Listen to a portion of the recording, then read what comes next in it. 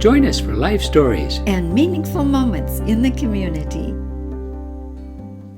Hey there, we're glad you're here. Here's a question. Have you ever experienced a moment when life changed for you in an instant? We're Doug and Lynn Nodland from SharingLifeLessons.com. And the other morning, we were out feeding the birds, and it was so quiet and peaceful. Nice, except for the little birds chirping, waiting for their breakfast. And then all of a sudden we heard the sirens blaring in the distance of fire trucks and the police and the ambulance. And we thought maybe life is changing for those people. And it made us think a minute and say a little prayer for all those involved in that emergency.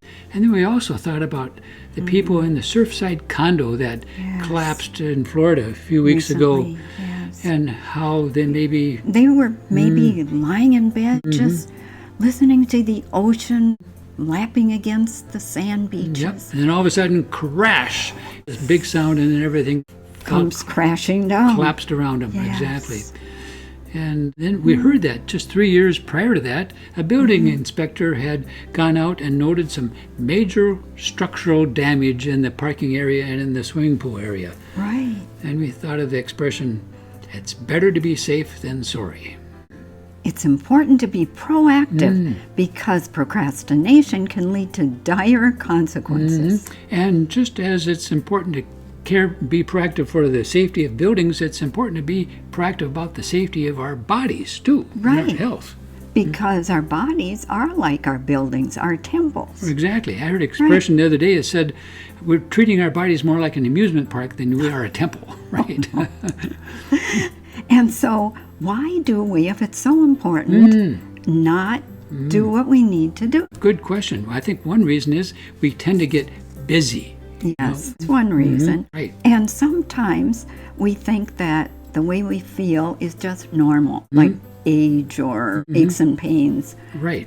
And sometimes we just think that there are things we don't know. We don't want to know. Sometimes we don't want to know. Right. We might have to make some changes. Right? Yes. And what those changes might be are maybe eating better. Stop drinking. Yes.